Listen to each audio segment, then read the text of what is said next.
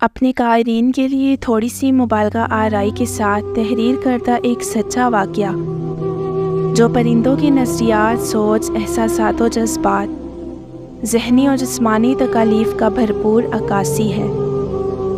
انسان جو اپنے آپ کو اشرف المخلوقات سمجھتا ہے وہ یہ بات یکسر بھول جاتا ہے یا شاید دانستہ نظر انداز کر دیتا ہے کہ ہم پرندے اور جانور ہی کیا، درخت، پھول اور پودے بھی اللہ عز و جل کی تخلیق کردہ زندہ مخلوق ہیں۔ ہم پرندوں اور جانوروں کو بھی اللہ سبحانہ و تعالیٰ نے انہی احساسات و جذبات سے نوازا ہے جس پر انسان فخر و ناز محسوس کرتا ہے۔ پیار، محبت، نفرت، حسد، دکھ و رنج اور صدمے کے تمام جذبات ہماری بھی روح اور جسم کا حصہ ہیں۔ آج میں آپ سب کو اپنی زندگی کی دکھ بھری کہانی سے آگاہ کرنا چاہتی ہوں۔ پہلے میں اپنا تعارف کرا دوں۔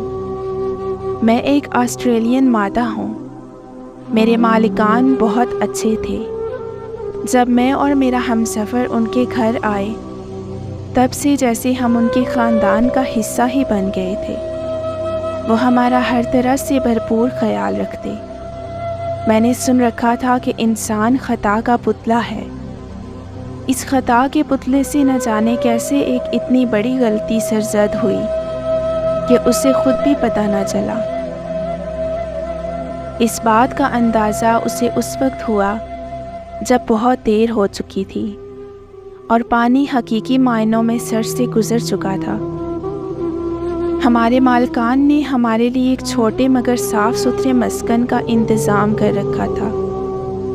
میں اور میرا شوہر سکون سے اپنے گھر میں مکین تھے۔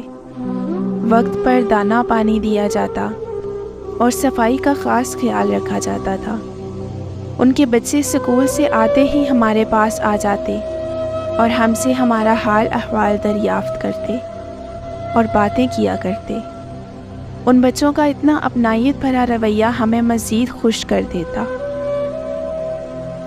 ایک دن ہمارے گھر کا دروازہ کھولا گیا اور ہم نے ایک اجنبی کو اپنے گھر میں داخل ہوتے دیکھا۔ وہ میری ہی طرح کی مادہ آسٹریلین طوطی تھی۔ شروع میں تو بہت غصہ آیا، جیسے انسان اپنا گھر خوش دلی سے کسی کے ساتھ بانٹنا پسند نہیں کرتا، بالکل اسی طرح ہمیں بھی اپنا مسکن شیئر کرنا ناگوار تو گزرا مگر ہمارے بس میں کچھ نہ تھا۔ کچھ دنوں بعد آخر کار وہ لمحہ آ گیا جس کا ہمیں شدت سے انتظار تھا۔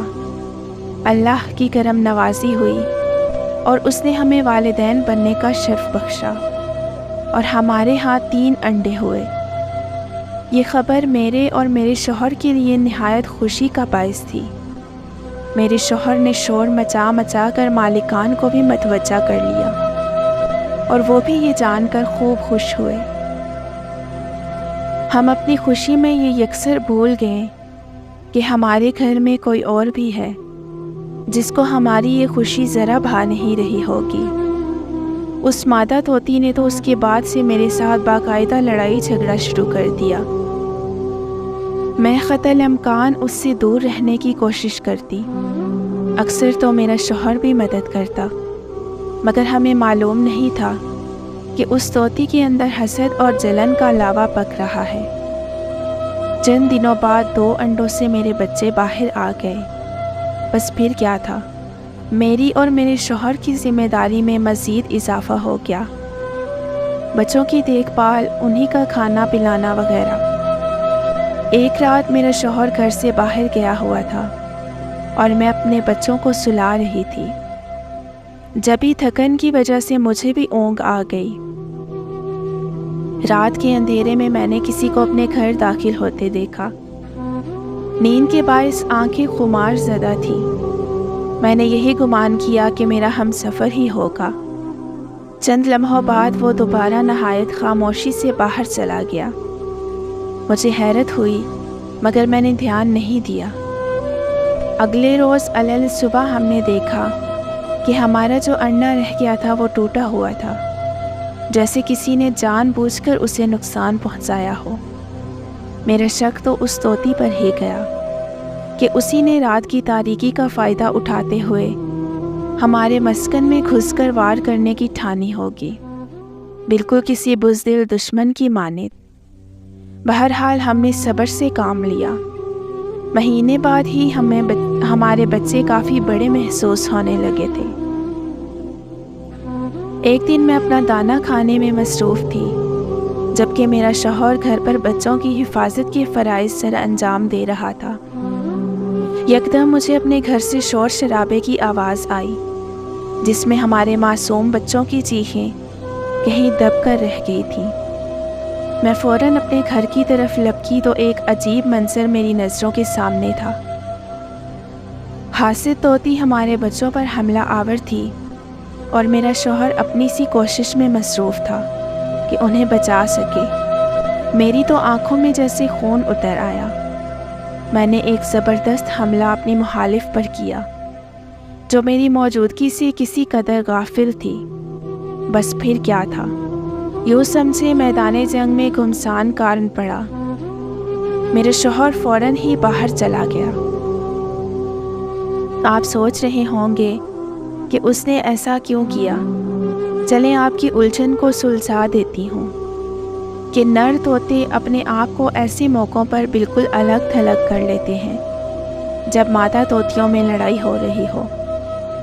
بس پھر کیا تھا، مجھے نہ صرف اپنا دفاع کرنا تھا بلکہ اپنے بچوں کو مزید کسی نقصان سے بچانے کی ذمہ داری بھی میرے ناتواں کندھوں پر آ پڑی تھی۔ اسی لڑائی میں مجھے بھی کافی زخم آئے، گو میں طاقت میں اپنے مخالف کی بہت کمزور تھی، پھر بھی رب العالمین کی مدد سے میں اس ظالم طوطی کو گھر سے بھگانے میں کامیاب ہوئی۔ میرا یہ سب کرنا بے سود ٹھہرا تھا، کیونکہ ہم پر قیامت ٹوٹ چکی تھی۔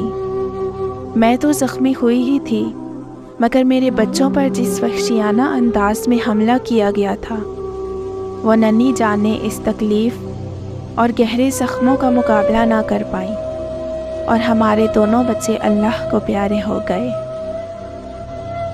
2 دن بعد جب ہمارے مالک نے محسوس کیا کہ اب تک بچوں کو اپنے گھر سے باہر آ جانا چاہیے مگر وہ نہیں آ رہے، تو انہوں نے ہمارے گھر کی صفائی کی جو وہ بچوں کی وجہ سے نہیں کر پا رہے تھے۔ اس دن ان پر منکشف ہوا کہ ہمارے بچے تو مارے جا چکے ہیں۔ تب انہیں احساس ہوا کہ انہوں نے دوسری طوطی کو ہمارے گھر میں جگہ دے کر بہت بڑی غلطی کی تھی۔ انہوں نے اس طوطی کو فوراً دوسرے گھر منتقل کر دیا، مگر ایسا کرنا بے سود رہا، کیونکہ جو نقصان ہونا تھا وہ تو ہو چکا تھا۔ بچوں کی موت کے صدمے نے مجھے جیسے توڑ کر رکھ دیا تھا۔ کھانا کھانا اچھا لگتا تھا، نہ شوہر سے بات چیت کرنا۔ آخر کار شدت غم کی وجہ سے میری ٹانگوں نے کام کرنا چھوڑ دیا۔ میرے مالک نے جب یہ بات محسوس کی تو مجھے جانوروں کے ڈاکٹر کے پاس لے گئے، جس نے بتایا کہ مجھے فالج ہو چکا ہے۔ ڈاکٹر نے مشورہ دیا کہ مجھے ان کے پاس ہی چھوڑ دیا جائے۔ انہوں نے مجھے ایک بڑے سے پنجرے میں رکھ لیا، جہاں اور بھی پرندے مختلف بیماریوں کی وجہ سے رکھے ہوئے تھے۔ وہ دن اور آج کا دن میرا مسکن یہی ہے۔ آج بھی مجھے اپنا پیارا گھر، شوہر اور بچے یاد آتے ہیں تو آنکھیں بھر آتی ہیں۔